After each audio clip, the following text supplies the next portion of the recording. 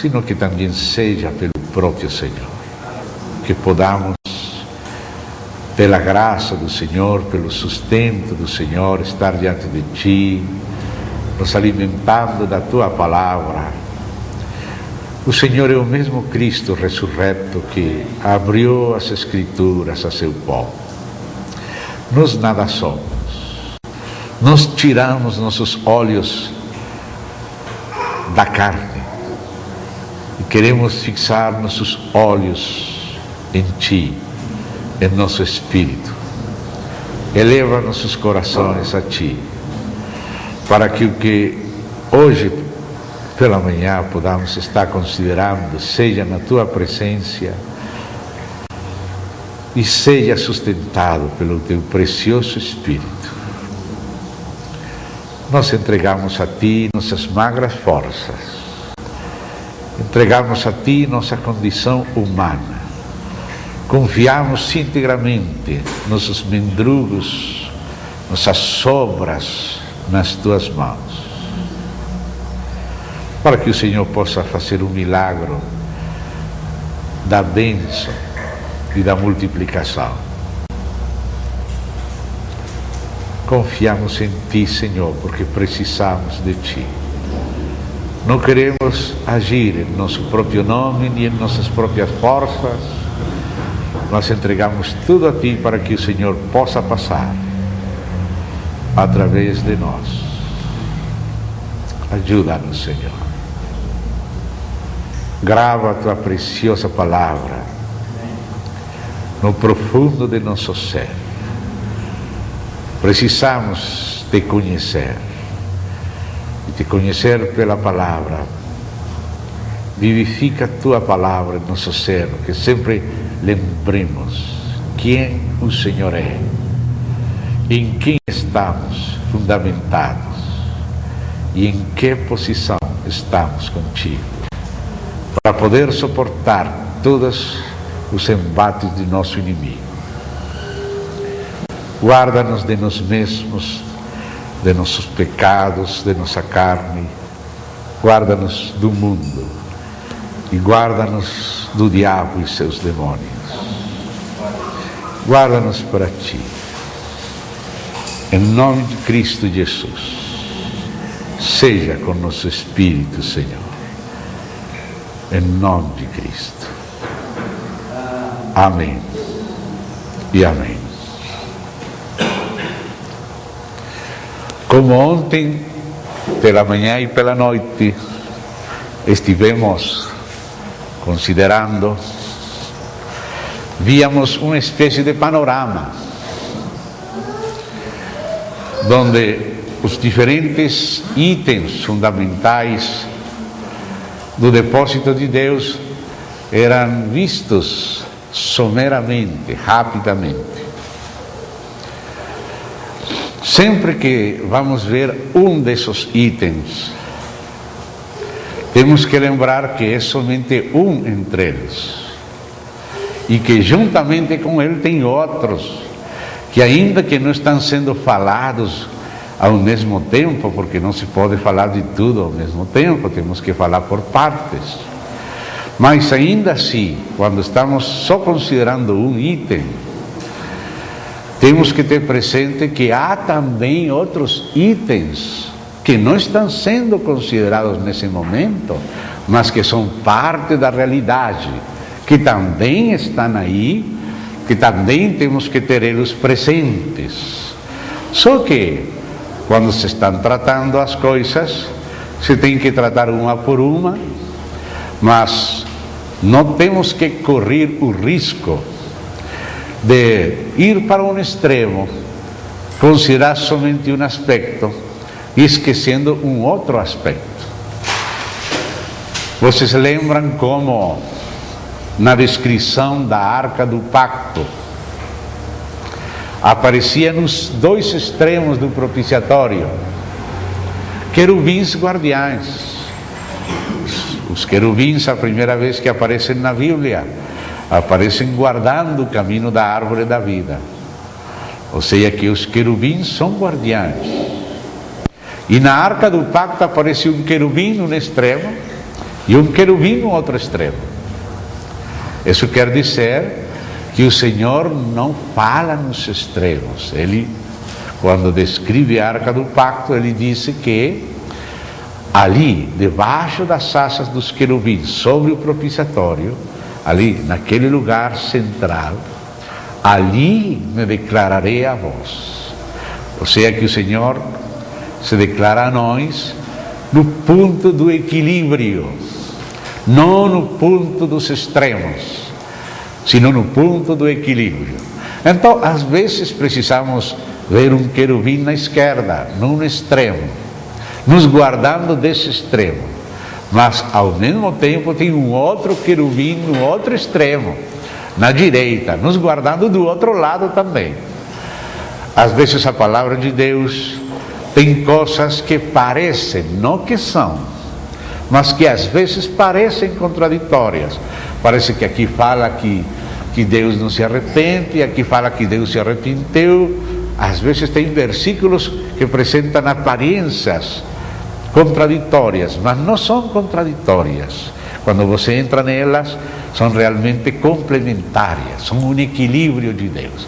Então, a palavra de Deus fala, por exemplo, da divindade de Cristo, mas também fala da humanidade de Cristo. Às vezes está falando da sua essência ou natureza, e às vezes está falando da sua pessoa. Às vezes está falando da soberania de Deus, às vezes está falando da responsabilidade do homem, às vezes está falando da salvação pela fé sem as obras, e às vezes está falando do galardão pelas obras, etc, etc. Tem muitas coisas a palavra de Deus. Então, sabendo que isso é assim, temos que ter sempre presente que quando estamos considerando um assunto, ao mesmo tempo há um outro assunto que não estamos considerando explicitamente, mas que estamos considerando no coração. Não estamos falando de tudo, não se pode falar de tudo ao mesmo tempo, mas ainda assim falar de tudo, estamos tendo presente também esse um outro aspecto.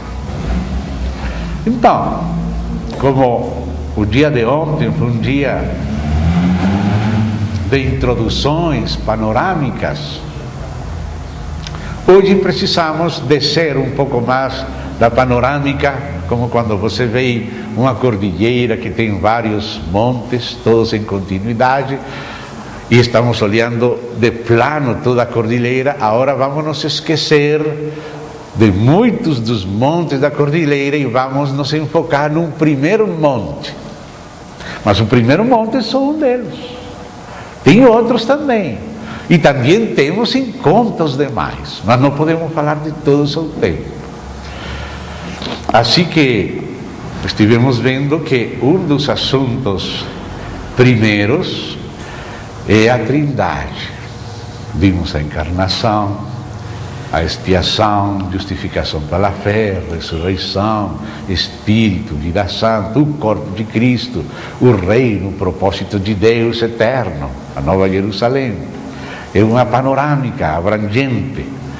Mas agora temos que descer a um desses pontos. Temos que descer ao primeiro deles. Temos que deter num aspecto da Trindade, só um deles. Não vamos falar de outros, mas esses outros também existem. E também temos eles em conta e no coração. Se vamos falar da divindade de Cristo, também temos que falar da humanidade de Cristo. Não seja que por se concentrar só na divindade de Cristo, você esqueça a sua humanidade. Ou quando estamos falando da sua humanidade, você esqueça a sua divindade. Me compreendem, amados? Então, isto é só uma pequena advertência para que evitemos cair nos extremos quando somente consideramos um aspecto sem considerar os demais. Agora, vamos entrar num aspecto fundamental. Lembrávamos ontem que é o que aparece no lugar central da casa de Deus, o que está lá no centro, no lugar santíssimo. lá está a arca do pacto, de ouro e de madeira de acácia, com um propiciatório acima dela. E isso nos está lembrando do Senhor Jesus Cristo, nos está lembrando das suas duas naturezas, a divina e a humana, e nos está lembrando da essência do Evangelho com a obra expiatória de Cristo. Tudo tem que começar por aí. Paulo, como víamos pela manhã ontem, começou por Cristo, sua morte e sua ressurreição. E para começar por Cristo, por que vamos começar primeiro? Pela humanidade ou pela divindade? Porque antes de Cristo ser homem, ele era o Filho de Deus na Trindade, o Verbo que estava com Deus e era Deus, através de quem o Pai fez todas as coisas. Então temos que ver o testemunho primeiro da divindade de Cristo. Os irmãos mais antigos já têm esta coisa como pão comido, mas os mais novos não. E não sabemos a quem a providência divina determine que este nosso estudo, esse nosso testemunho da Bíblia chegue. Não sabemos de onde o Senhor vai levar isto, mas sabemos que esse é o nosso testemunho. E assim como o Senhor ressuscitou e apareceu aos discípulos 40 dias e tomou as Escrituras para mostrar o que dele diziam, Ele está entre nós hoje pelo seu Espírito para tomar as mesmas Escrituras e também a nós e a outros nos mostrar que é o que as Escrituras dizem dele. Você tem que lembrar sempre essas Escrituras.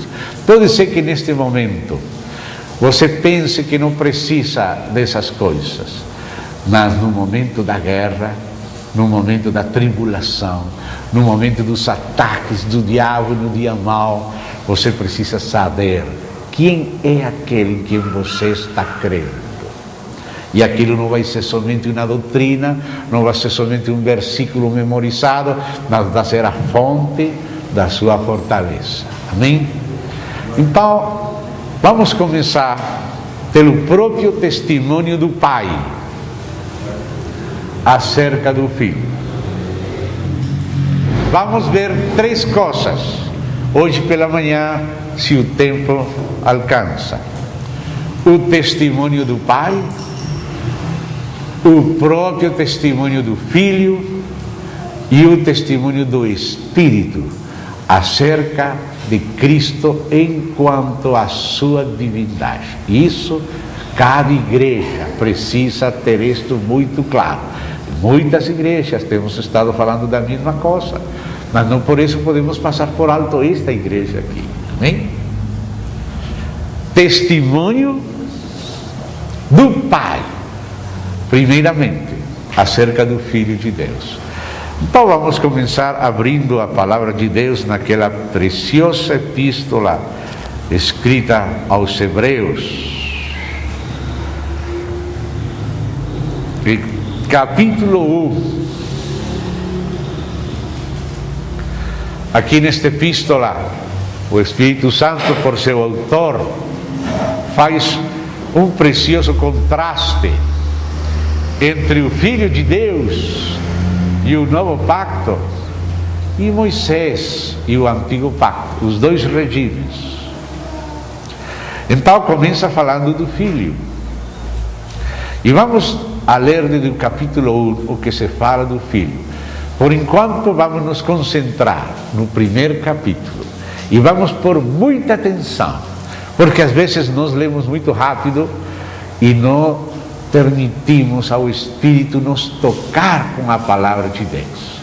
Temos que ler devagar para que o próprio Espírito possa nos tocar. Que a água não passe acima das penas como nos patos que nunca tocam neles, senão que a palavra nos toque. Amém? Tá, Hebreus 1. Vamos abrir aí. Vamos ver tudo o que está dizendo aí. Havendo Deus outrora falado muitas vezes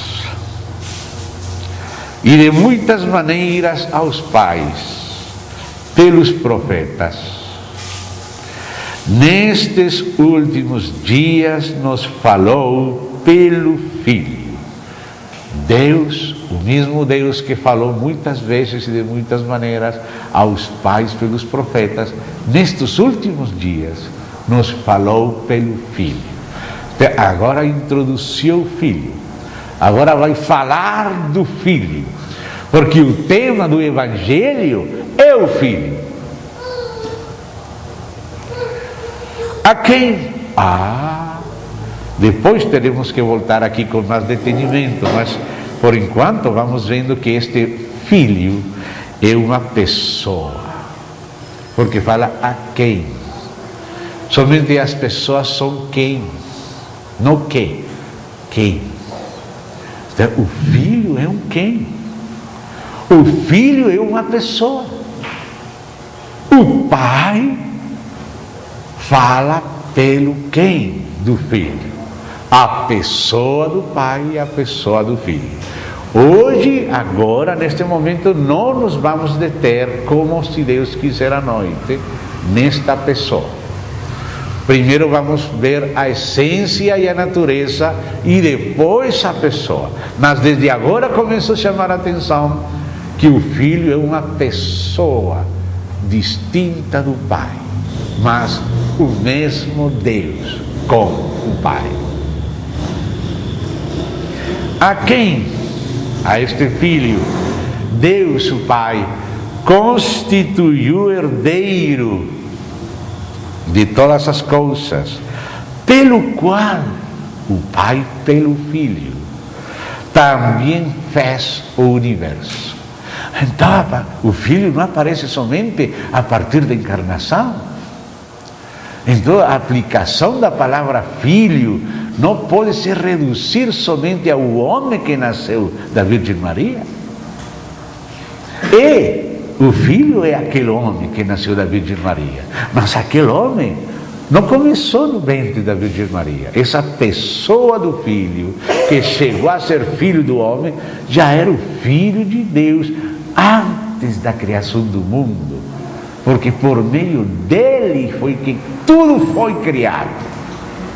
Então diz aqui, pelo qual, pelo Filho, pelo qual, ou seja, o Pai através do Filho, o Pai com o Filho, o Pai no Filho, o Pai pelo Filho e para o Filho fez todas as coisas. Retroceda, quando escute a palavra Filho, não fique detido somente no tempo. Não pense que Filho se refere só a partir da encarnação. A criação foi anterior à encarnação, mas o Filho já estava como veículo do Pai na criação. Lembre disto. O Filho, a quem constituiu herdeiro de tudo, todo é para ele, e pelo qual também fez o universo. Como falava João, nada do que foi feito sem ele. Por ele, através dele, foram feitas todas as coisas. Ele, e agora começa a definir o Espírito. Quem é o Filho? Ele que é o resplendor da glória e a expressão exata do seu ser, diz aqui esta tradução. A palavra mais exata não é ser, é subsistência, porque a palavra é hipostasis. Hiposubstasis, sistência, subsistência. Porque a palavra ser é muito geral. Nossa palavra subsistência é um ser individualizado, particularizado. Depois entraremos com mais detalhe aqui. Por enquanto só vamos chegando à confissão do Pai acerca do Filho. Como considera o Pai a seu Filho? Porque não há outra consideração que nós possamos ter mais em conta acerca do Filho que a própria consideração do Pai. Tem muitas opiniões acerca do Filho. E justamente neste assunto é que se define o Espírito de Deus e o Espírito de Anticristo. Você pode conhecer que Espírito está operando se você coloca atenção no Espírito, a que confissão se está fazendo acerca do Filho. Você está entendendo esta frase? Enxergou ela? Pegou ela? Você pode discernir que Espírito está operando se você coloca atenção no Espírito.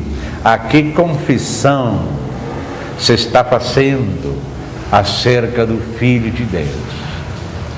João, na primeira epístola, ele disse: nisto conhecer o Espírito de Deus. O Espírito de Deus tem uma confissão especial acerca do Filho. O Espírito de Deus veio para glorificar o Filho, para nos mostrar realmente quem é o Filho. E nessa confissão acerca do Filho, você pode discernir que Espírito está falando. Todo espírito que não confessa que Jesus Cristo é vindo em carne, esse é o espírito do Anticristo, que vocês sabem que tem que vir. E continua lá no capítulo 4 da primeira epístola de João, falando que aquele que é de Deus ouve os apóstolos de Cristo, e que nisso discernimos o espírito da verdade e o espírito de erro. O espírito da verdade dá testemunho do testemunho dos apóstolos acerca de Cristo. O Cristo de Deus é aquele do qual os apóstolos da Bíblia, do Novo Testamento, deram testemunho. Se alguém vem falar de Cristo de maneira diferente a como falaram e está escrito no Novo Testamento dos apóstolos de Cristo, você sabe se está falando o Espírito da verdade ou um espírito de erro. Um espírito de erro vai falar de Jesus, vai falar com ele, vai colocar nele o Mestre Jesus, vai falar do grande Mestre, vai falar do grande Espírito, mas vai se deslizar no principal. Ou não vai confessar a sua divindade, ou não vai confessar a sua humanidade, ou não vai confessar a sua existência pessoal junto com o Pai, ou não vai confessar a sua morte expiatória, ou não vai confessar a sua ressurreição corporal. Sempre o espírito de Anticristo vai procurar apresentar um outro Jesus, um outro Evangelho e um outro Espírito. E este é o que é fundamental. Nesta igreja não pode ser larga e laxa. A igreja tem que ser inclusiva dos filhos de Deus, mas não inclusiva dos espíritos de erro. Não temos que confundir inclusividade dos filhos de Deus com abertura para qualquer espírito herético. Compreendem a diferença? O apóstolo João, que fala: filhinhos, amai-vos uns aos outros, ele falava: oh, se alguém vem a vosso lar falando uma coisa diferente de Cristo do que os apóstolos do Novo Testamento falaram, nem sequer recebais ele na casa. O Espírito de amor não quer que participemos com o erro, porque diz: aquele que recebe ele na sua casa está participando das suas más obras. Satanás tem a intenção de se fazer ele Deus, e por isso ele precisa distorcer a verdade de Deus, para ele roubar a adoração de Deus para ele mesmo, roubar a água do moinho de Deus para o moinho dele. Então, nestas coisas a igreja tem que ser milimétrica. Nestas coisas, outras coisas que são periféricas, que são mosquinhos, a igreja pode ser muito tolerante, mas ao respeito do Filho de Deus, a igreja tem que ter muito discernimento, porque o espírito do Anticristo está trabalhando nessa área. Então, às vezes nós, com a boa intenção ingênua da inclusividade dos santos, Abrimos a panela e colocamos sapo, serpente lá, tudo dentro, misturado.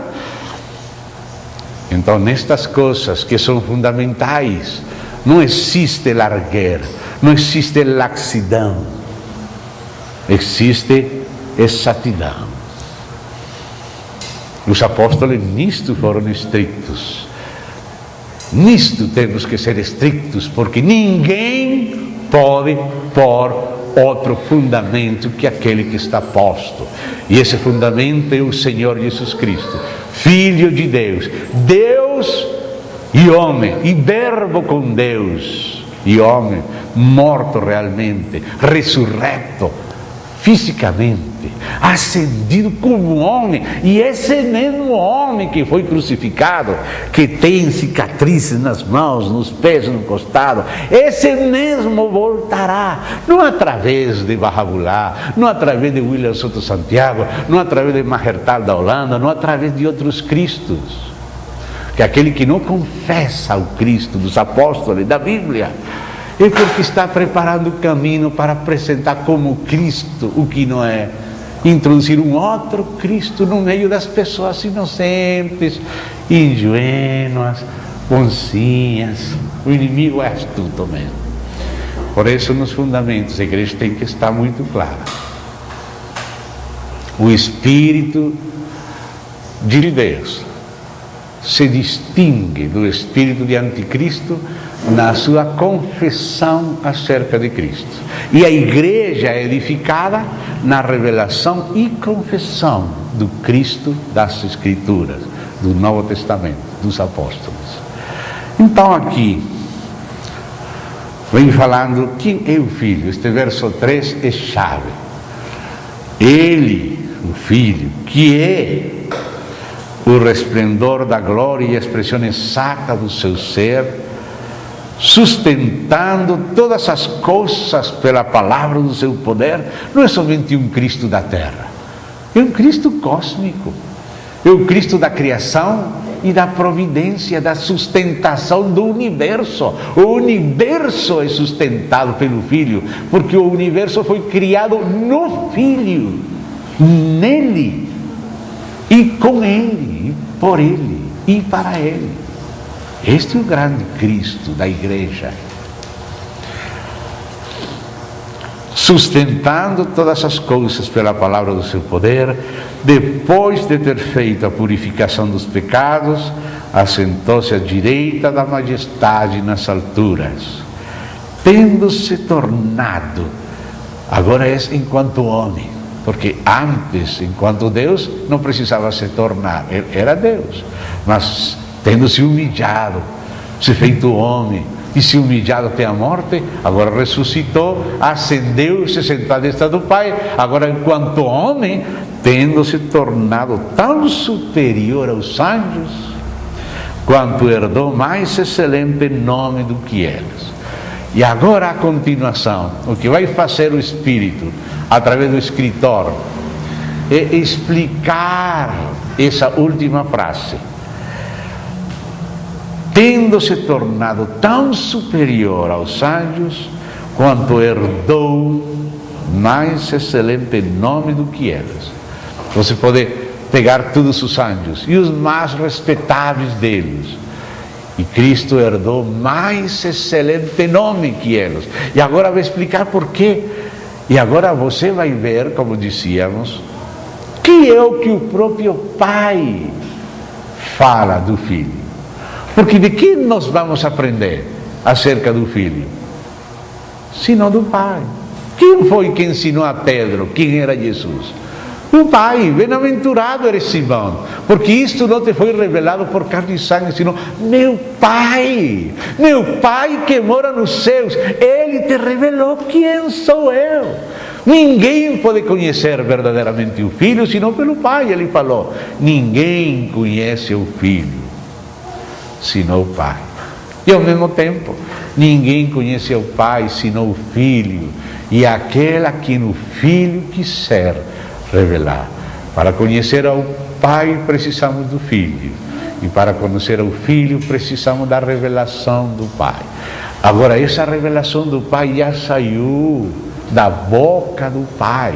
O que vamos ler a continuação é o que o próprio Pai fala do Filho. Não existe outra autoridade maior para falar do Filho. Não há teólogo, não há filósofo, não há apóstolo, pai da igreja, qualquer coisa que você queira respeitar, que possa ter uma palavra mais definitiva acerca do Filho, que é a palavra do próprio Deus Pai. Quem pode falar diferente do próprio Pai? Mas aqui vamos ouvir ao Pai falando do Filho. Não existe nada maior, não existe assunto mais importante que este. Todas as demais coisas dependem desta. E isto que ele fala, diz assim: pois, verso 5, leia com atenção. A qual dos anjos disse jamais: tu és meu filho, eu hoje te gerei? A qual dos anjos Deus falou desta maneira? Ao arcanjo Miguel? Ou a Gabriel? Ou algum outro? Algum querubim, serafim? Nunca. Só do filho ele falou: tu és meu filho, ou seja, o filho de Deus. Eu hoje te gerei. Quem está falando aqui? Quem? Lucas? Ou Paulo? O próprio Deus que fala aqui. O próprio Deus. Disse: tu és meu filho. Quem está falando é o próprio Pai. E agora então disse, e outra vez. Ou seja, se não fosse o Pai que vai falar a continuação, não poderia falar outra vez. Mas se o Pai falou uma vez, pode falar outra vez. Se falou outra vez, é porque falou o Pai uma vez e agora está falando o próprio Pai de novo. Então agora continua falando quem? Aquele que falou a primeira vez, fala de novo outra vez o Pai. Então diz assim: e outra vez, eu lhe serei pai. Então é o Pai que fala. E ele me será filho. Bom, já vai duas vezes que fala o Pai. E, novamente, escuta aqui, por terceira vez vai falar quem? Quem vai falar? Novamente, o Pai. Então, o que disse o Pai? E quando, disse, novamente, ao introduzir o primogênito no mundo, diz: e todos os anjos de Deus o adorem. Ou seja, o próprio Pai manda a todos os seus anjos adorar ao Filho. Quem está falando isso? O próprio Pai. Então, quem é o Filho para o Pai? O Pai está mandando a todos os anjos adorar o Filho. E agora continua dizendo assim: ainda, ou seja, já falou 3 vezes e vai continuar falando assim. Ainda, quanto aos anjos, porque ele está fazendo um contraste entre os anjos e o Filho. Quanto aos anjos, disse: aquele que a seus anjos faz ventos e a seus ministros labareda de fogo. Isso que fala dos anjos. Mas acerca do Filho, olha o que o Pai, que vem falando todo o tempo, o que o Pai fala do Filho. Escute o Pai falando do Filho. Escute o Pai confessando a divindade do seu próprio Filho. Como o próprio Filho falou: aquele que tem vida em si mesmo, deu ao Filho ter vida em si mesmo. Isso não é algo inventado pelo Filho. É o próprio Pai que chama de Deus ao Filho. Escuta aqui.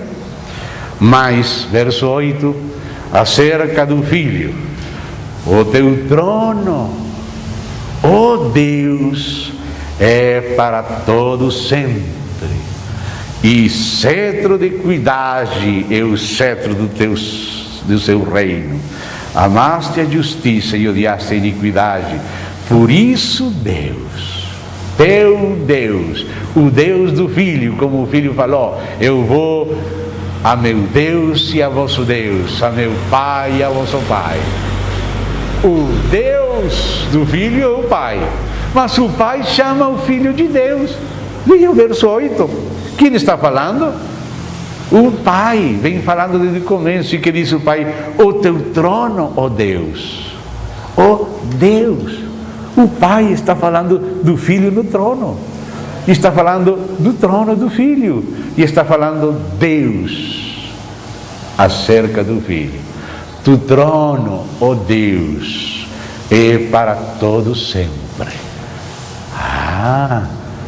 Se o próprio Pai chama de Deus o Filho, quem tem direito de dizer alguma coisa diferente? Qualquer que fale diferente vem da serpente. Vê? O próprio Pai confessando divindade do Filho. E continua: por isso teu Deus, ou seja, o Pai, o Deus do Filho, teu Deus te ungiu com óleo de alegria como a nenhum dos teus companheiros. O Filho tem companheiros. Pedro, Tiago, João, os apóstolos de toda a terra, os servos de Deus, são companheiros do Filho. Mas o mais ungido dos ungidos é o ungido de Deus, o Cristo, o Messias, que quer dizer ungido por excelência de Deus. Mais que teus companheiros, ele tem a preeminência em todas essas coisas.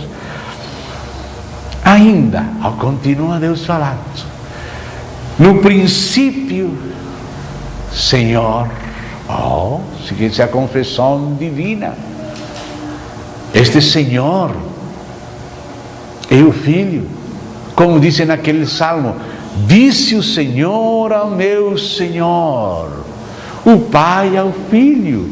E Jesus chamava atenção a isso. Mas por que vocês dizem que o Messias é filho de Davi, se o próprio Davi lhe chama de Senhor? Como está escrito no Salmo: disse o Senhor a meu Senhor, o Pai ao Filho. Que todos honrem ao Filho como honram ao Pai. Aquele que não recebe o Filho não recebe o Pai. Vê? E o próprio Pai que busca honrar seu Filho. Aí começamos a conhecer a essência do amor. É alguém que não está centrado em si mesmo. O Pai faz tudo por amor a seu Filho. O propósito central do Pai é exaltar seu Filho acima de tudo, que ele seja a cabeça de todas as coisas que estão nos céus, na terra. E o Filho compreende. Ele diz: eu não busco a minha glória, mas há quem busca a minha glória, meu Pai. Vocês dizem que meu Pai é vosso Deus, é Ele que busca a minha glória. Eu não estou buscando a minha glória, mas meu Pai busca a minha glória. Ele faz tudo para me glorificar. E eu também, o que posso fazer? Tudo o que eu faço é para glorificar meu Pai. O Pai busca glorificar o Filho, e o Filho busca glorificar o Pai. Irmão, isso é a essência do amor eterno divino. Se você entende isso, aí que vai entender a igreja. E aí é que vai entender a família. Se não vemos isto, vamos estar só na periferia dos assuntos. Isto é muito prático, não só teológico, como falávamos ontem. No princípio, Senhor, aqui vem continuar confessando quem é o Filho. Senhor, Senhor de tudo, dono, herdeiro da plenitude. No princípio, Senhor, lançaste os fundamentos da terra, e os céus são obra das tuas mãos. Isto vem falando no contexto do Filho. Isto se fala ao respeito do Filho. Se você vê, lançaste os fundamentos da terra, e os céus são obras das tuas mãos. Como tinha falado no verso 2 e no verso 3, que por meio dele, do Filho, o Pai fez o universo. Eles perecerão, os céus e a terra perecerão. Tu, porém, permaneces. Sim, todos eles se envelhecerão qual vestido. Por isso haverá céu novo, terra nova, porque o primeiro céu e a primeira terra envelhecerão. serão enrolados como um vestido velho, e o Senhor colocará um novo vestido. Aqui fala que os céus e a terra, todos os milhões de galáxias velhas e as novas que haverão, são só um vestido dele. Não é ele, é um vestido dele. Quando você pega os telescópios e começa a ver aqueles milhões de galáxias, e você não consegue terminar, e descobre de novo e de novo, você vê a imensidade de nosso Senhor, porque só as vestes são imensas. Só as vestes dele são impossíveis de sondar, e não são ainda ele, são as vestes. Isso que nós estamos vendo são vestes velhas. São vestes velhas que ele vai enrolar, vai colocar de lado, agora vai se vestir de novas vestes. Oh, que grandeza! Por isso é que Deus nos permite fazer telescópios novos. E agora vem mais, lançamos para o espaço aqueles aparelhos somente para ver as vestes velhas, as vestes que já estão ruídas.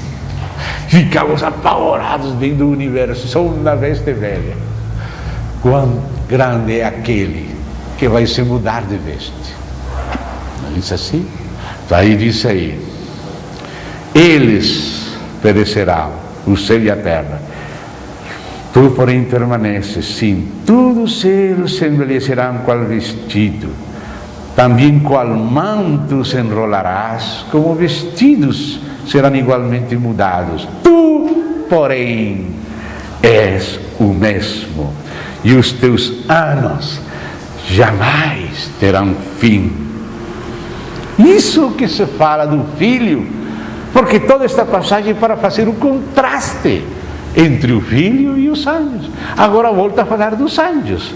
Diz, ora, a qual dos anjos jamais disse? Quem é esse que disse? Quem é esse que vem falando? Quem é este que vem sendo citado? O Pai.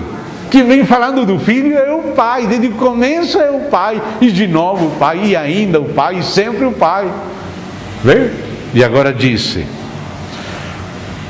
a qual dos anjos jamais disse? Esse é o Pai, assenta-te à minha direita, até que eu ponha os teus inimigos por estrada dos teus pés. A quem Deus falou assim? Só o Filho. Olha como fala o Pai para o Filho. Meu filho, se assenta à minha direita. Disse o Senhor a meu Senhor. Sendo Ele Senhor, fiz Senhor de nós, seu Filho. Disse o Senhor, o Pai, a meu Senhor, o seu Filho. Porque Ele fez ao Cristo Senhor, ao Filho Senhor e Cristo. Então, não são todos eles os seus espíritos ministradores enviados para serviço a favor dos que han de herdar salvação. Então, os anjos são espíritos ministradores que servem aos herdeiros da salvação. Isso que são os anjos. Mas quem é o Filho? Esta da confissão do Pai, esse que é o Filho. Agora, o próprio Filho falou isso também. Por isso, os judeus não podiam suportar quando ouviam que ele falava, eu e o Pai somos um. Como? Vamos onde tem pedras, vamos matar ele. Queriam matar ele. Porque ele falava, aquele que me vê a mim, vê a meu Pai. Se me conhecesses, a meu Pai conheceria isso. Desde que ele entrou no mundo, o próprio Pai mandou aos anjos adorar ele. Adorem-lhe todos os anjos de Deus. E quando ele nasceu como um menino, aqueles magos chegaram e adoraram ele. Trouxeram ouro, incenso e mirra, a divindade em serviço para a morte. O Verbo se fazendo carne para morrer por nós. Ouro, incenso e mirra. Mas foi adorado desde menino. Depois, aquele cego que ele sarou, se encontrou já com Jesus e Jesus falou, crês no Filho de Deus? E aquele cego agora sarado disse, quem é ele para que eu creia nele? Aquele que estás vendo, Ele é. E aquele cego o adorou. E ele, com todo direito, recebeu a adoração. Os anjos não receberam a adoração. Você vê que quando, um pouco confundido, o apóstolo João, aquele anjo de Jesus Cristo, com aquele poder dele, ele não sabia se prostrou para lhe adorar. Aquele anjo falou: não, eu sou teu conservo, não me adore a mim, adore a Deus. 2 vezes aconteceu com João: adore a Deus. O próprio Pedro, o próprio Paulo nunca permitiam ser adorados, mas Jesus foi adorado. Ele disse: eu não estou buscando minha glória, mas meu Pai que está buscando minha glória mandou todos os anjos me adorar. Ele como vai rejeitar a adoração se o próprio Pai manda adorar a ele? Porque o próprio Pai se reconhece em seu próprio Filho. Por isso Filipenses fala igual a ele. Filipenses 2 fala da igualdade do Filho com o Pai. Tem versos que depois falam da superioridade do Pai, porque o Filho se fez carne, se humilhou, se fez homem, e por isso fala: o Pai é maior do que eu. Mas a mesma palavra que fala de que o Pai é maior do que o Filho, fala que o Filho é igual ao Pai, e não há contradição, porque a igualdade está na divindade, mas a superioridade está na humilhação do Filho, se fazendo criatura, se submetendo ao Pai até a morte. Ele não reteve ser igual a Deus como coisa a qual se aferrar, sino que se esvaziou. De que se esvaziou? Da igualdade com seu Pai. Nisso foi que ele se esvaziou. Se esvaziou para se fazer criatura, humilde até a morte. Não pelejou nada, não pelejou, tudo o contrário do diabo. O diabo não era nada e ele quis fazer. Serei semelhante ao Altíssimo, colocarei meu trono lá no monte do testemunho. Mas o Senhor sendo, se esvaziou. O inimigo não sendo, pretendeu se fazer. Vê a diferença do Filho e do Pai. Que diferença total entre Cristo e o inimigo. Ele sendo, se esvaziou, Cristo. O inimigo não sendo, pretendeu. Esse é o Espírito que opera. Aquele que não é, pretende ser. Aquele que é, se esvazia. Não vai brigar, não vai se defender. Acaso não poderia pedir a meu Pai 12 legiões de anjos? Só um anjo matou 75.000 na Síria. Só um anjo. Imagina 12 legiões de anjos. E se eu poderia pedir a meu Pai, ele me daria 12 legiões de anjos. Mas então, como se cumpriria a palavra que o Messias tinha que morrer pelos nossos pecados? Então ele se esvaziou. Aí, irmão, aí vamos conhecendo verdadeiramente o Filho. Como isso nos ensina. Verdade, quando conhecemos o Filho, que vergonha seguir sendo como somos. Que vergonha seguir pelejando por rivalidades, por postos, por aparecer aqui e lá. Que vergonha! Se ele sendo, se esvaziou totalmente, deixou tudo na mão do Pai. O outro queria fazer política, para cá, política. Contratações, disse aí em Ezequiel, multidão de contratações para se fazer alguma coisa. E ele sendo tudo, se esvaziou. Se fez pequeno, se fez como menor que os anjos, mas mandou Deus aos anjos adorar aquele menininho. Por isso lá em Apocalipse diz: eu sou o Alfa e o Ômega, o Todo-Poderoso, o princípio e o fim, aquele que esteve morto, mas eis que vive e tem as chaves da morte e do Hades. Esse é o nosso Senhor Jesus Cristo. Por isso, quando João viu, caiu como morto. O Senhor não deixou morrer, não. Então, não temos, João. Mas qualquer vai morrer, se ele não para. Então, este é o Filho de Deus. Quando os apóstolos ouviram que tinha ressuscitado e que estava diante deles na Galileia, muitos foram, como 500 irmãos. Os apóstolos e outros 500 irmãos foram para lá.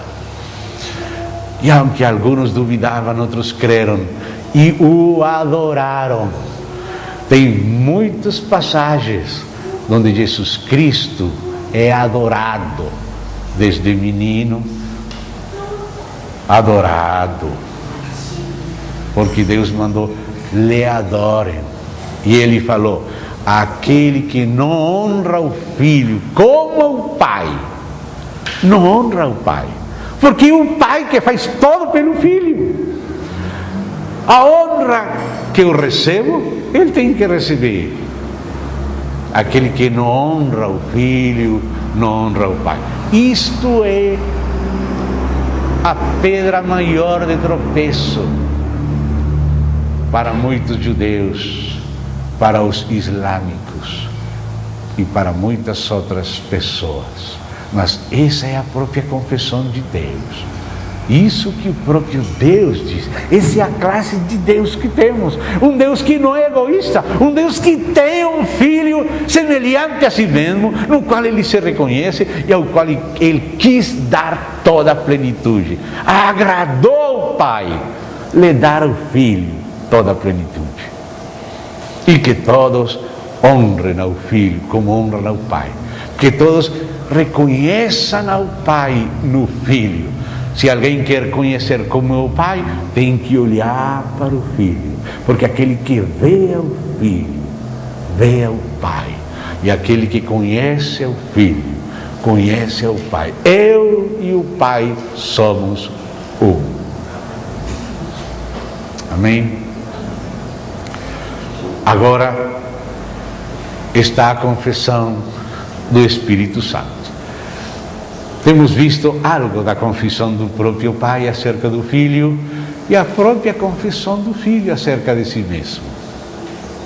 E foi o Filho que falou, e ontem lembrávamos como o Pai tem vida em si mesmo, a própria vida divina que é autossuficiente, porque nós temos vida dependente, não só de Deus, sino até da comida que comemos. Nossa vida depende até de feijão, de arroz, de carne, de batata, de alface, de tomate. Mas ele não.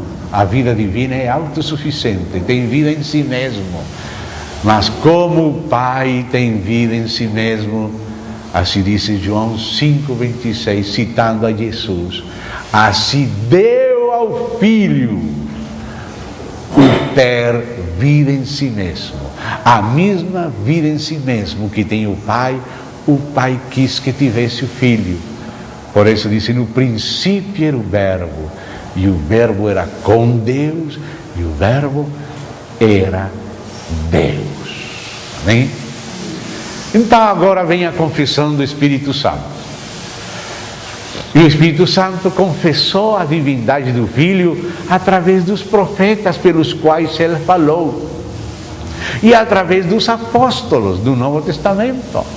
Então, quando lemos o que falaram os profetas e o que escreveram os apóstolos, não estamos lendo somente a opinião de homens, estamos lendo a palavra do Espírito de Deus, falando pelos profetas e pelos apóstolos. Porque aqueles profetas não falaram suas próprias palavras, eles falaram, assim diz Javé, o Senhor. As palavras dos profetas foram as palavras do Espírito de Deus. E as palavras dos apóstolos foram as palavras do Espírito de Deus. O Espírito, disse Jesus a eles, vos ensinará todas as coisas. O que os apóstolos escreveram de Cristo, eles aprenderam de Cristo pelo Espírito. E depois a igreja foi entendendo os apóstolos, vendo que os apóstolos falaram a verdade de Deus, que já Deus tinha prometido nas Escrituras, tinha profetizado, tipificado, preparado, e agora se cumpriu em Cristo.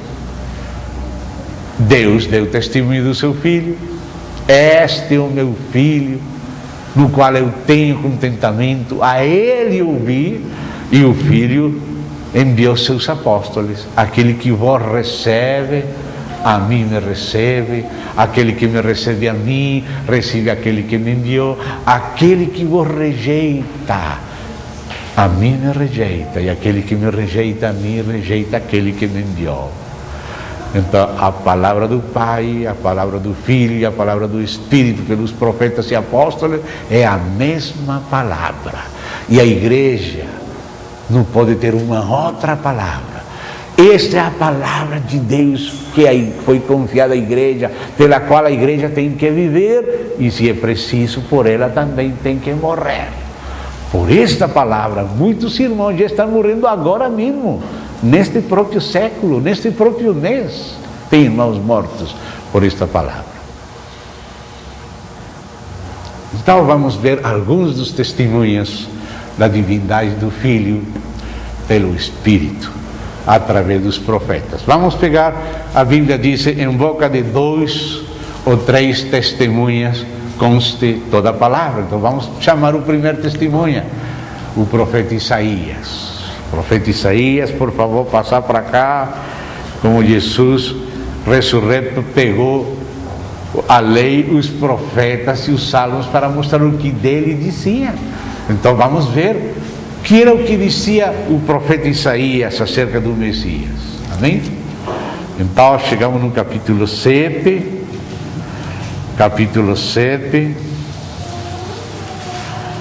verso 14. Escute como falou aí o espírito de profecia pelo testemunho Isaías. Encontraram já Isaías 7,14. Portanto, o Senhor mesmo vos dará sinal. Qual é a sinal de Deus? É algo que o homem não pode fazer, porque se qualquer pudesse fazer isso, que sinal de Deus seria? Mas se o homem não pode fazer, mas Deus faz, essa é a sinal que isto é de Deus. Qual é a sinal? É esta: eis que a virgem conceberá e dará à luz um filho, e lhe chamará Emanuel. Emanuel quer dizer conosco Deus. Quem é esse menino que vai nascer de uma virgem? Porque de qualquer mulher pode nascer um menino, mas de uma virgem, isso é uma sinal de Deus. Deus tinha falado que a semente da mulher, não do homem, da mulher, que nasceria da mulher sem necessidade do homem, esmagaria a cabeça da serpente. Então é esse menino, né? Como se chamaria esse menino? Quem seria? Qual é a identidade desse menino? Deus conosco. Emanuel, disso que fala Mateus, lá no primeiro capítulo do seu Evangelho, que quer dizer Deus conosco. Conosco, Emanu, conosco, Ele, que é Deus, Ele, Elohim. Então, quem é um menino nascido da Virgem? É Deus conosco. Essa é a sinal. Deus veio a nós como um menino, através de uma virgem. Capítulo 9, verso 6, continua falando deste menino. Este testemunho de Isaías, que todos os judeus leem, e eles têm. Capítulo 9, verso 6.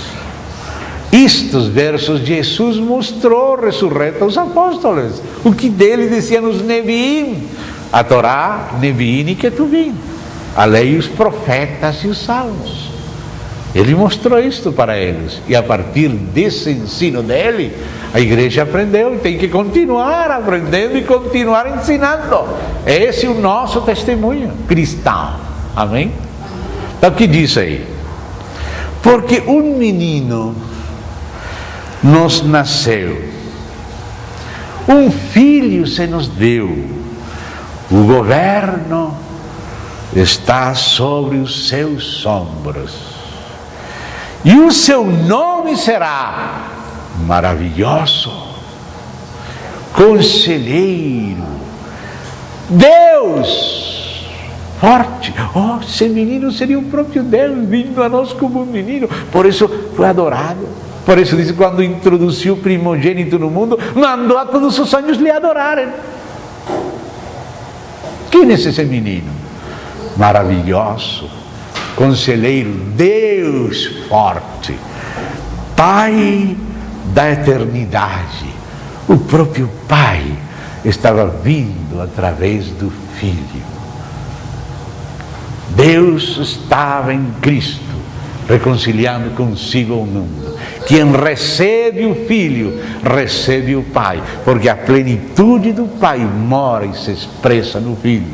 Por isso esse Filho está mostrando ao Pai. Quem vê ao Filho, vê ao Pai. Como dizes tu, Felipe, que te mostra o Pai?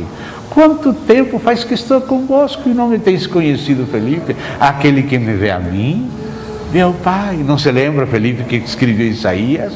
Quem seria aquele menino? Maravilhoso, conselheiro, Deus forte, Pai da eternidade, príncipe de paz.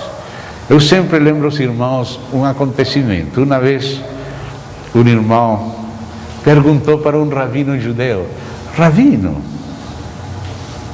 de quem está falando Isaías aqui, capítulo 9, verso 6? E aquele rabino, lendo o verso, disse: aqui está falando do Messias. O Messias é este menino. Ah, rabino, e segundo então este versículo, que relação vai ter o Messias com Deus? E o rabino falou: segundo este verso, o rabino será o próprio Deus. E o Messias será o próprio Deus. O que fala aí?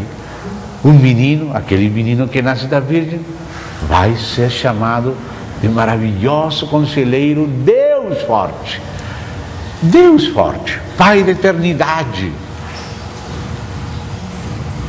Quem? É o menino. Não é somente um homem, aquele Senhor Jesus. Amém, irmãos? Depois vocês, tem muitos versos, não dá para ler tudo, mas você chega lá no capítulo 35, onde fala as coisas que o Senhor Jesus fez. E esta palavra se cumpriu várias vezes, mas houve uma vez especial que foi cumprida, quando João Batista estava preso, e ele duvidava, mas será ele que o estava anunciando? Não será? E enviou alguns discípulos para que perguntassem a Jesus: você é aquele que viria? Ou temos que esperar ainda um outro? A resposta de Jesus não foi falar, foi fazer. E fiz o que está escrito aqui, o que vamos ler no 35 de Isaías. Ele fez. E falou: vão e falem para olhar o que vocês viram e ouviram. E bem-aventurado aquele que não tenha tropeço em mim. Ele fez o que Isaías dizia que Deus faria quando viesse. João não estava seguro, ele fez as coisas aos olhos de João. E mandou os seus discípulos, mandei-os de João Batista, vai e falem o que viram.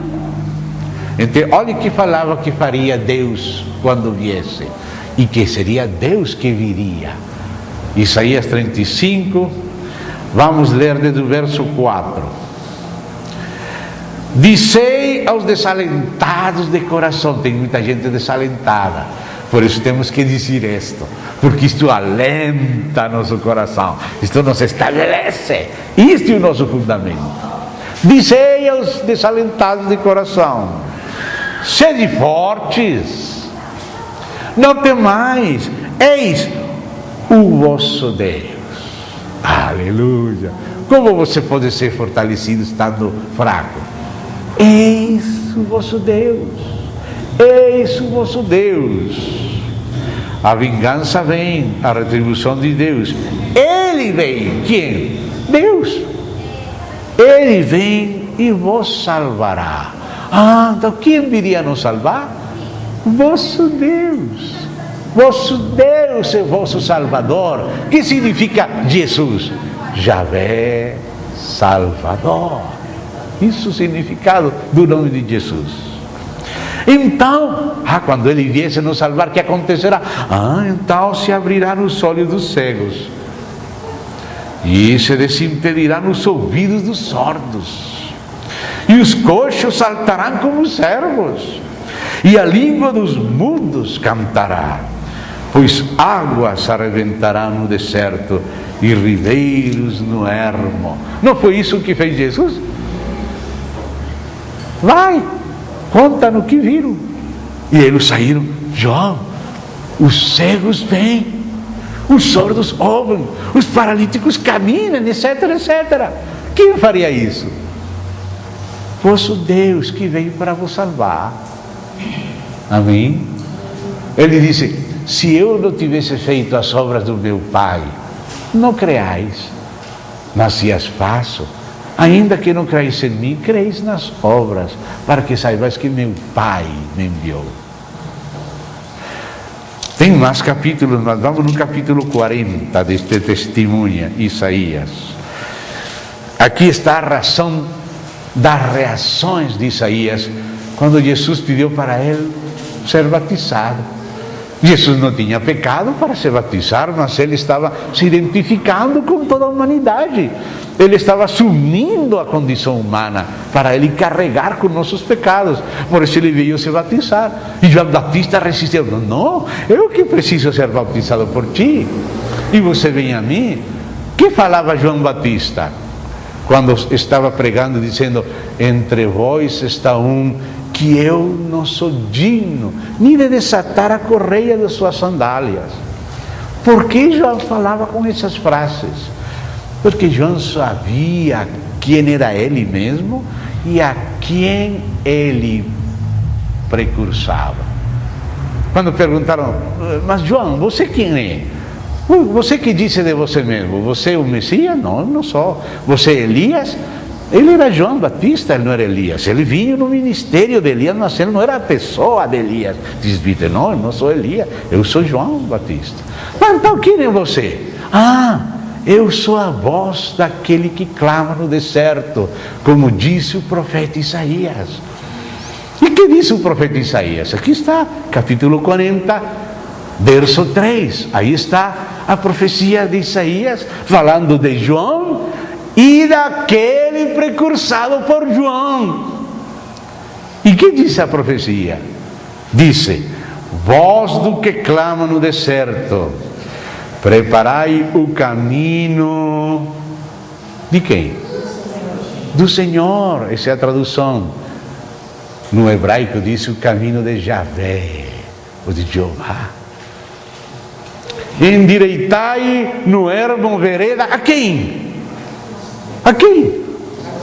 A nosso Deus. Então, a quem estava preparando o caminho João Batista? A quem? Mas João, você quem é, João? Eu sou a voz do que clama no deserto. Então João sabia que ele tinha que preparar caminho a quem? A Javé, nosso Deus. Por isso disse: eu não sou digno, aquele que vem depois de mim era antes de mim. Eu não sou nem sequer digno de desatar a correia do calçado dele. João sabia quem vinha depois dele. Quando, eu preciso ser batizado por ti, você está vindo a mim. João, convém cumprir toda a justiça. E foi batizado, e aí veio o Espírito. Este é o meu Filho amado, no qual eu tenho contentamento, a ele ouvi. Então quem era este homem? Que dizia que viria depois de João Batista? Quem seria aquele precursado por João? Por isso os sacerdotes chegavam: mas você com que autoridade está fazendo isso? Vou fazer uma pergunta. Se você me responde a mim, eu vou responder a vocês. Mas se você não me responde, eu não vou responder. A mensagem de João era de Deus ou era dos homens? Todo o povo sabia que era de Deus, mas se falamos que é de Deus, vai dizer: mas por que não creram a João no que João falou? Mas se eles falavam: não, é coisa de homens, todo mundo vai apedrejar aquilo. Os sacerdotes estão rejeitando o profeta de Deus. Não sabemos. Então eu tampouco vos digo com que autoridade eu faço estas coisas. Mas era Jesus. que era precursado por João. E João era aquela voz que clama no deserto, que tinha que preparar no yermo caminho ao nosso próprio Deus. Não a qualquer outro homem, a Deus, a Yahvé, nosso Deus. De quem é Jesus? Você compreende isso, irmão? Quem é nosso Senhor Jesus? Então, tem muitas outras passagens aqui, mas vamos passar a um segundo testemunho. Em boca de 2 ou 3 testemunhos. O próximo testemunho é Jeremias. O profeta Jeremias pode passar e nos dar seu testemunho. Você vê em Jeremias, lá no capítulo 23. Jeremias, capítulo 23. Diz o seguinte, Jeremias falando do Messias. Versículos 5 e 6. Por favor, jovens, lembrem-se destas passagens. Guarde isso no coração. Deixe que Deus escreva com fogo no coração, na mente, no espírito estas passagens. Porque nós somos seus testemunhas. Vocês são os meus testemunhas de que eu sou, diz o Senhor. Amém? Nós não falamos com nossas próprias palavras. Nós falamos com as palavras dele. Ele ressuscitou, pegou todos estes versos e mostrou para ele o que dele diziam. E o que está fazendo agora por seu Espírito? Então, o que diz aí? 23, capítulo 23, versos 5 e 6. Profecia de Deus. É Deus falando pelo profeta Jeremias.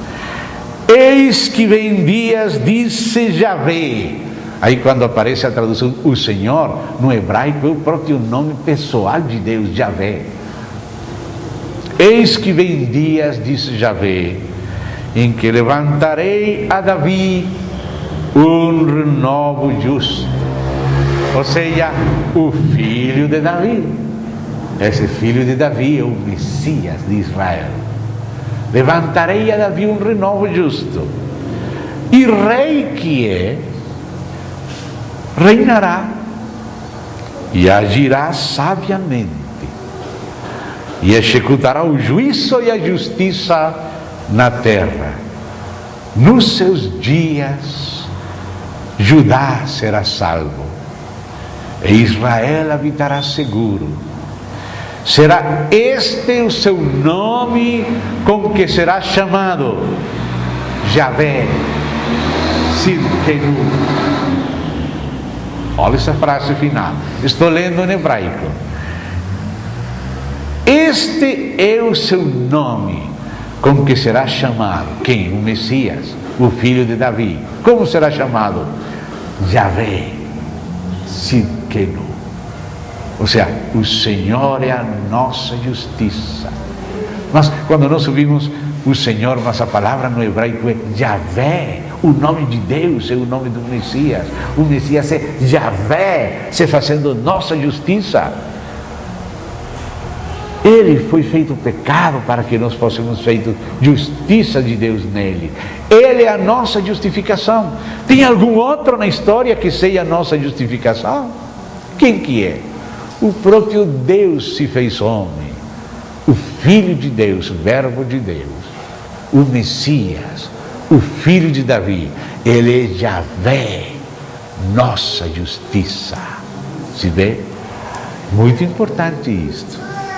Irmão, estamos no Antigo Testamento, mas você está vendo o Novo Testamento aí escondido. O Novo Testamento escondido no Antigo. Amém? Bom, vamos chamar outro testemunho aí. Que vem Ezequiel então. Que vem o profeta Ezequiel. Vamos aí no capítulo 1 de Ezequiel. Em outros contextos e com outros irmãos temos lido esta passagem para compreender o alto chamamento do homem. Mas agora vamos ler esta passagem só para compreender quem é o Filho do Homem. Quem é o Filho do Homem? Então, Ezequiel capítulo 1, verso 26 a 28. Em outro contexto, leremos este verso para outra coisa. Mas agora estamos lendo para identificar quem é o Filho do Homem, quem é o Senhor Jesus. Então diz assim, capítulo 1, verso 26 a 28. Por cima do firmamento que estava sobre as suas cabeças, havia algo semelhante a um trono. Um trono acima do firmamento, acima das cabeças dos querubins, como uma safira. Sobre esta espécie de trono estava sentado uma figura semelhante a um homem.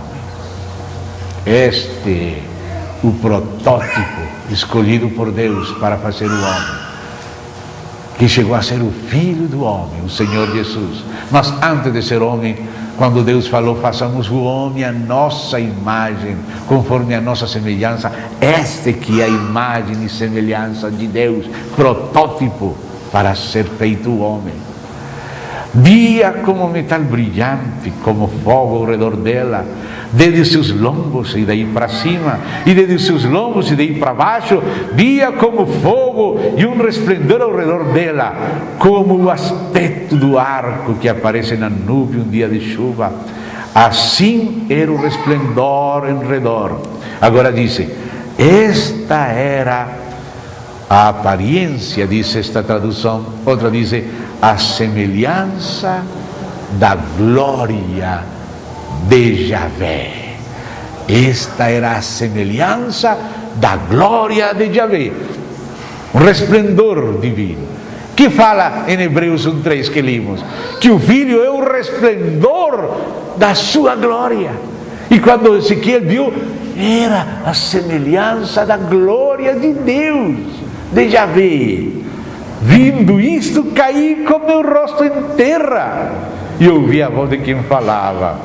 E Deus começou a falar para ele e entregou um rolo, um livro, e ele comeu esse livro e começou a profetizar. 48 capítulos profetizou daquilo que ele comeu. Então, quem é este? Quem é o Filho do Homem que está sentado no trono? A resplendor da sua glória, a semelhança da glória divina. Esse é o Messias. É homem, mas não somente homem, é Deus. É Deus, mas não somente Deus, é homem. Amém? Glória a Deus. Falou que em boca de 2, 3 testemunhas, consta toda a palavra, já chamamos 3, Isaías, Jeremias, Ezequiel, mas se alguém quer sobremesa, vamos pegar Zacarias. Zacarias pode passar, se alguém não está satisfeito. 3 testemunhas, vamos um quarto. Zacarias, vamos ao profeta Zacarias.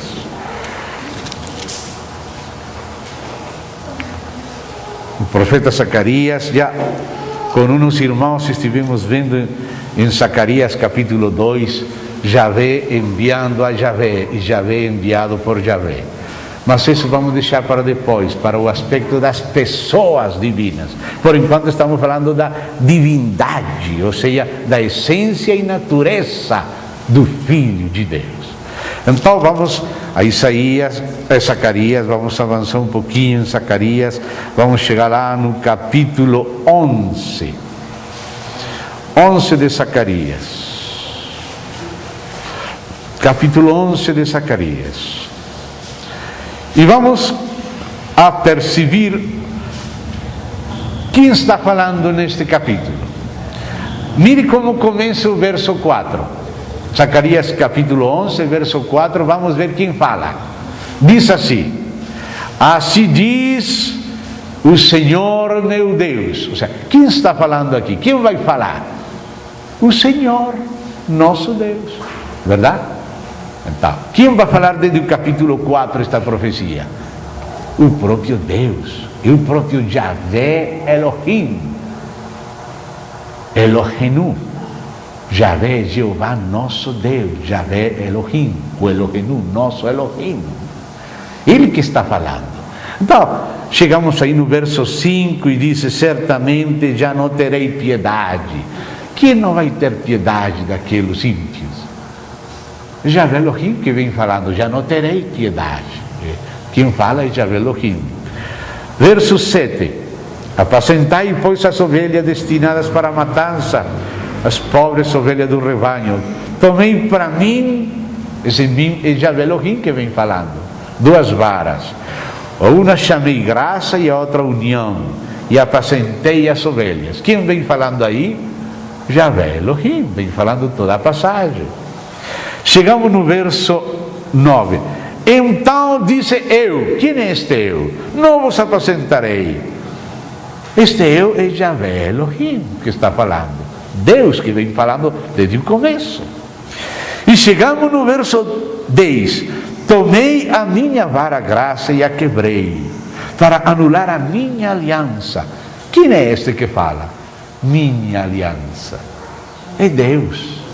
Yahvé Elohim vem falando toda a passagem. E agora chegamos no verso 12 e 13, e coloque atenção como fala Yahvé Elohim, como fala o próprio Deus. E diz assim: eu lhes disse. Quem é este eu? O Deus que vem falando toda a passagem. Que disse Deus?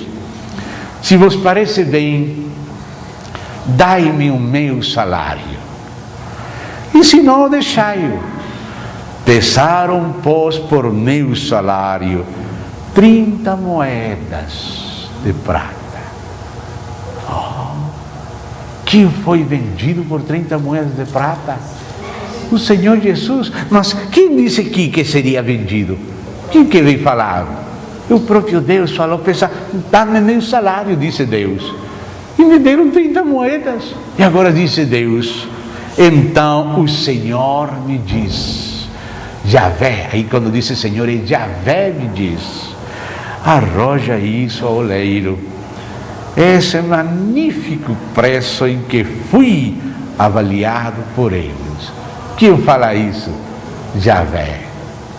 Yahvé foi vendido por 30 moedas de prata. Porque quem vem falando toda aquela passagem é Yahvé. Se dá conta? Então, quem era o Senhor Jesus? O próprio Yahvé, o próprio Deus feito homem. Se dá conta? E agora podemos passar para o capítulo 12. Capítulo 12. Vamos ir vendo quem vai falando também. Assim como fizemos no 11, vamos fazer no 12. Verso 1, vamos ver quem vai falar. Quem é que começa a falar? Quem vai continuando na fala? Diz assim: sentença pronunciada pelo Senhor contra Israel. Fala o Senhor. Tá, quem está falando aqui? Quem vai falar aqui? Yahvé. Quando disse o Senhor é Yahvé. Assim diz Yahvé. Então, verso 2: eis que eu farei de Jerusalém. Quem está falando? Yahvé. Verso 3: naquele dia farei. Quem vai falando em primeira pessoa? Yahvé. Verso 4: naquele dia, disse o Senhor, ferirei. Quem diz? Yahvé que fala. Verso 6: naquele dia borei os chefes. Quem? Yahvé. Vem falando Yahvé mesmo em primeira pessoa. Verso 9: naquele dia procurarei. Quem procurará? Deus. Quem vem falando todo o capítulo? Vem falando o próprio Deus em primeira pessoa. E continua no verso 10: e sobre a casa de Davi e sobre os habitantes de Jerusalém derramarei. Quem vem falando? Quem vai derramar espírito de graça e de oração? Yahvé. Quem vem falando? Yahvé, Deus. E que disse Deus? Disse: derramarei o espírito de graça e de súplicas. Olharão para mim a quem traspassaram. O próprio Yahvé fala que ele seria traspassado por eles. Olharão para mim a quem traspassaram com aquela lança no costado, traspassaram ele. Mas quem vem falando aí? Quem que falou que seria traspassado? Que seria vendido por 30 moedas de prata? O próprio Deus. É o próprio Deus que está dizendo isso. Então, quem era o Messias? Quem era o Senhor Jesus? O próprio Deus, o Filho de Deus. Amém? Olharão para mim a quem traspassaram. pranteloam como quem pranteia por um unigênito. Quem é o unigênito do Pai? O Messias, Senhor Jesus. E chorarão por ele como se chora amargamente pelo primogênito.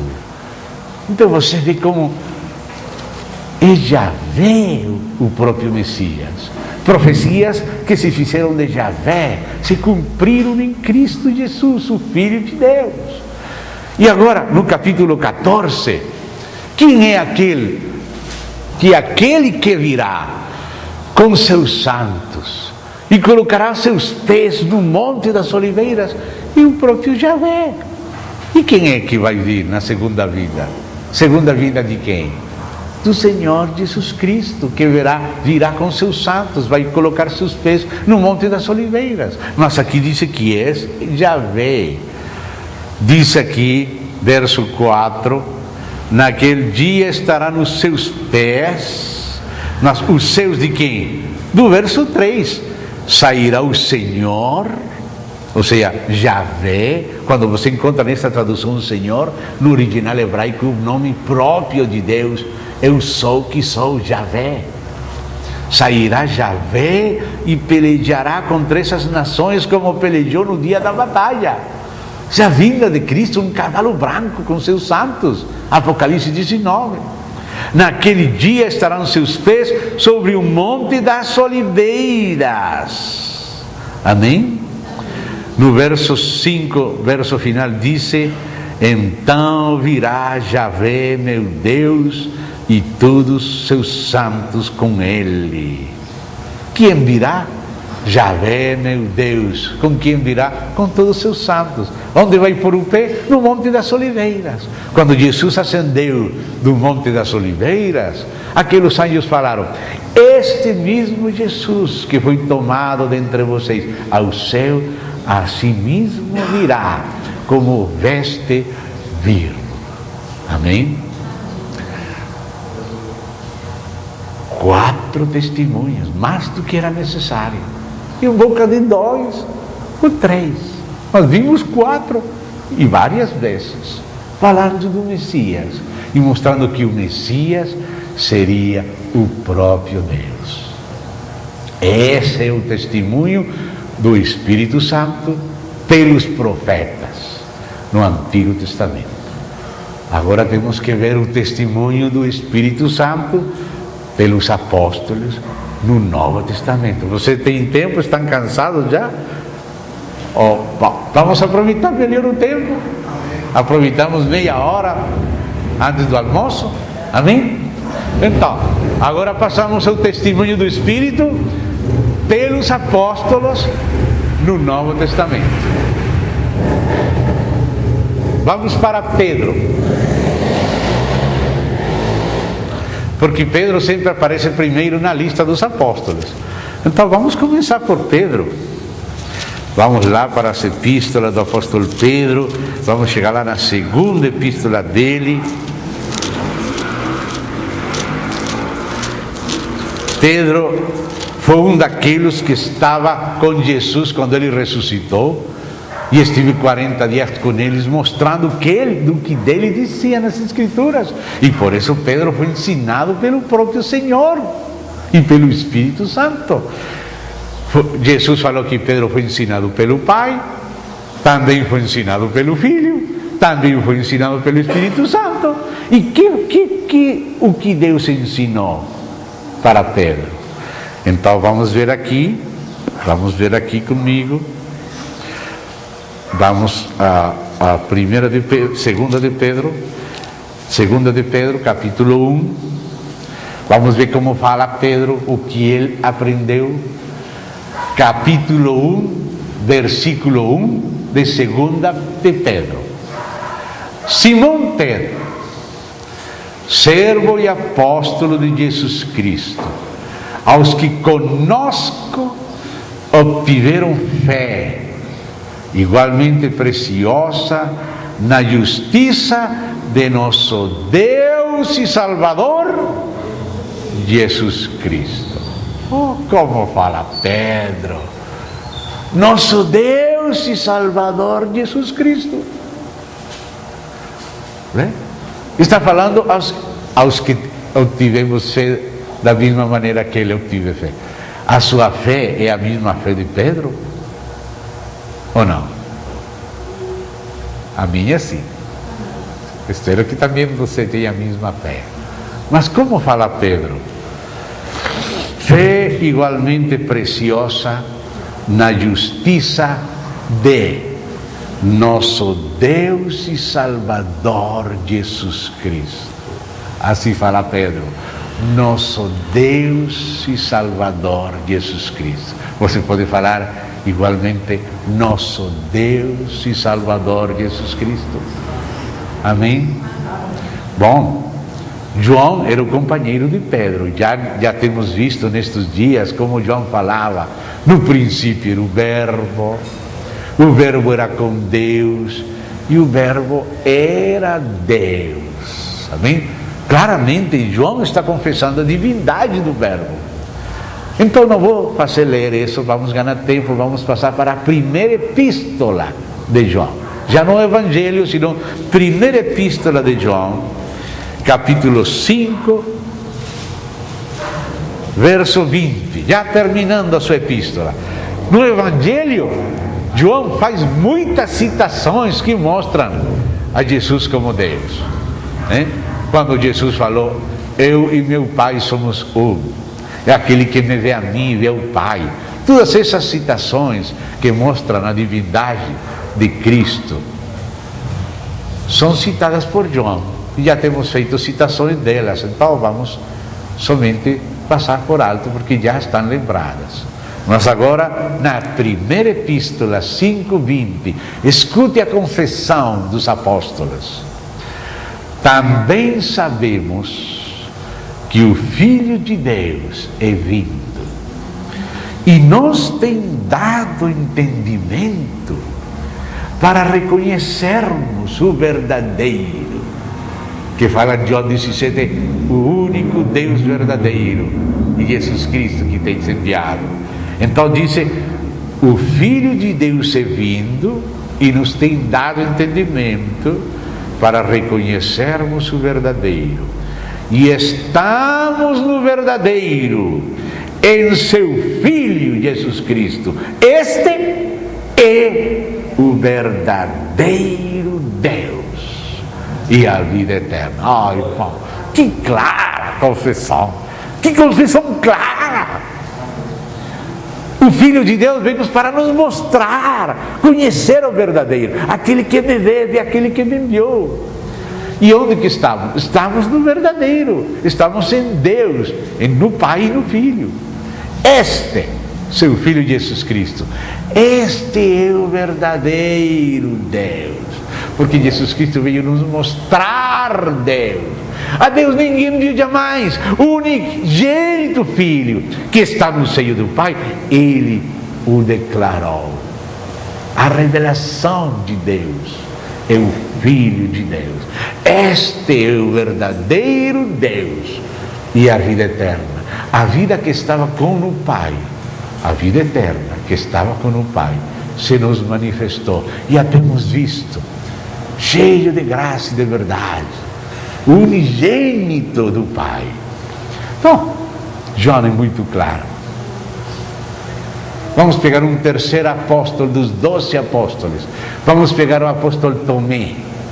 Tomé, aquele que muitos chamam de incrédulo, foi o primeiro deles de chamar Senhor meu e Deus meu. Você lembra? Isso está no final do Evangelho de João, capítulo 20. Vai para lá, Evangelho de João, capítulo 20.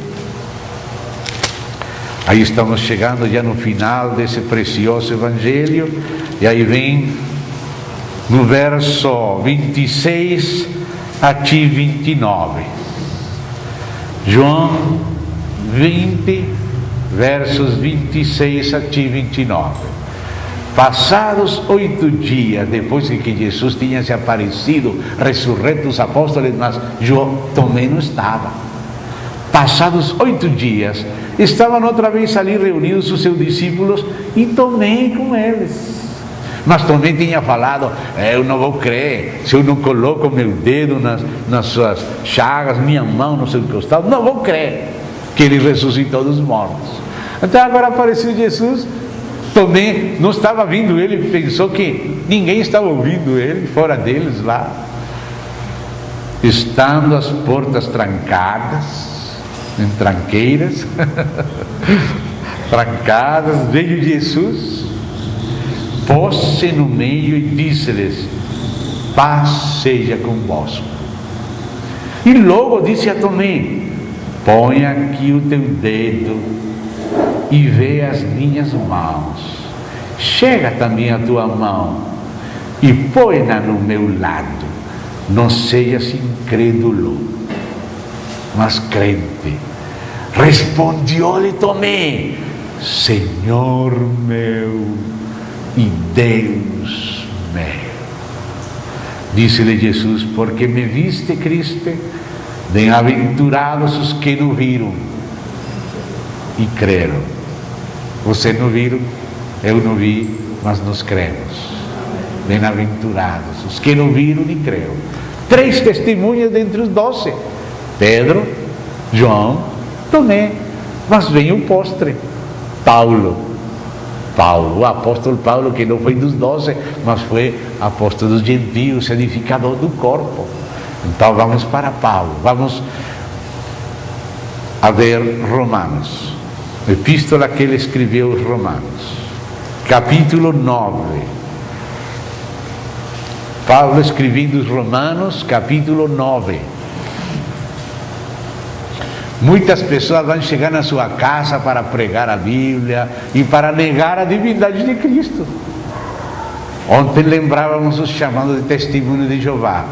Todos estes versos você precisa mostrar para ele, porque o diabo está lutando contra a divindade de Cristo, chegando nas casas, muita gente chegando nas casas para falar que Jesus não é Deus. Por isso isto é fundamental. Então, capítulo 9, verso 5, disse Paulo: deles, ou seja, dos israelitas, são os patriarcas, e também deles descende o Cristo segundo a carne, o qual é sobre todos Deus, bendito para todos sempre. Amém.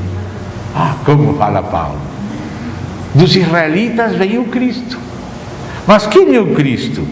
Segundo a carne, disse o qual, ou seja, o Cristo que veio em carne, é sobre todos Deus bendito para todos sempre. Então quem era o Messias?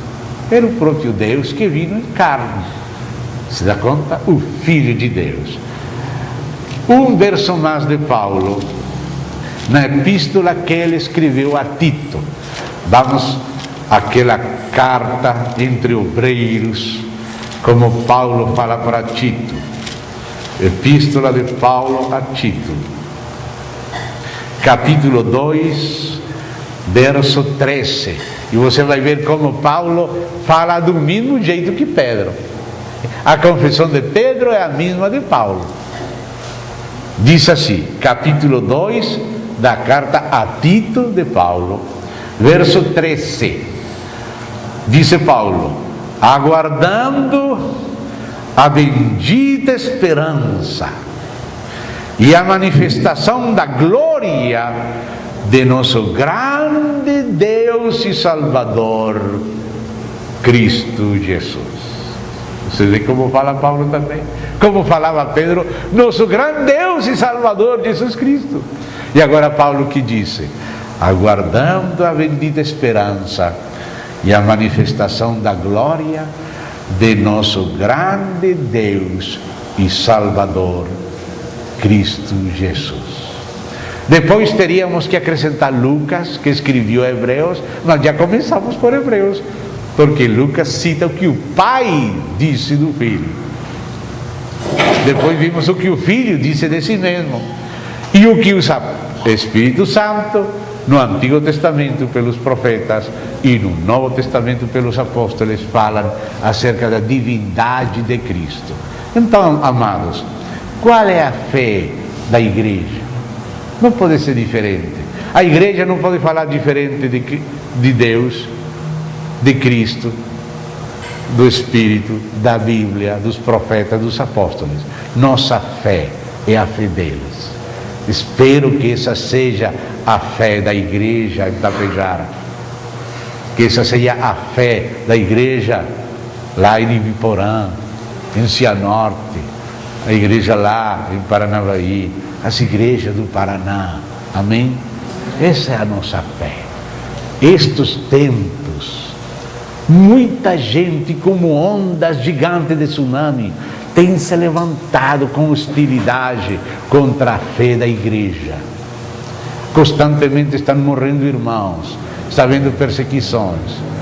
E essa é a nossa fé. Se o inimigo levantou suas ondas, o Senhor também levanta a bandeira contra ele. Por isso, a igreja tem que estar fundamentada nesta fé.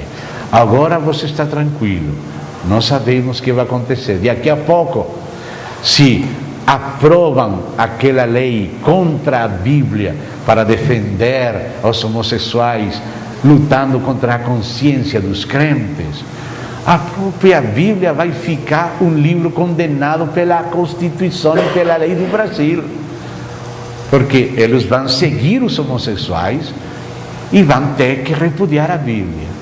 Quando comece a repudiar a Bíblia, vão começar a repudiar os crentes, porque o diabo não quer saber nada de Deus e da Bíblia, e ele sabe como trabalhar. Ele está trabalhando, preparando a perseguição contra os crentes e contra a Bíblia. Por isso a igreja tem que conhecer a identidade do seu testemunho, e a primeira coisa é Trindade. E para entender Trindade, temos que ver a divindade do Filho juntamente com o Pai. Tem outras coisas também. Não se esqueça que ele também é homem. Não se esqueça que também a palavra de Deus fala da sua humanidade, da sua pessoa personal, distintiva em relação com a pessoa do Pai. Mas não estamos falando tudo ao tempo, senão por pedaços. Mas ainda que não falamos, também está sendo considerado. Depois falaremos de outra coisa, já não precisaremos falar desta, nós ainda assim falar desta, estará esta presente. Então vamos dar graças a Deus, vamos a inclinar ao Senhor nosso coração, vamos pedir a Ele que Ele mesmo, por seu Espírito, escreva em nosso coração a sua palavra e nos constitui testemunhos dele. Amém? Amém. Querido Pai, agradecemos a Ti esta preciosa ocasião que nos deste para considerar estas coisas que o próprio Senhor ressurreto e outras também considerou com seus apóstolos, o que de Ti dizia na Torá, nos neviinhos que Tu viste. Rogamos, Senhor, que o Senhor prepare fundamente a sua igreja para um testemunho fiel, que conheçamos em quem temos crido, qual é a base de nossa vida e testemunho. Em nome do Senhor Jesus. Amém e amém. Obrigado, amado.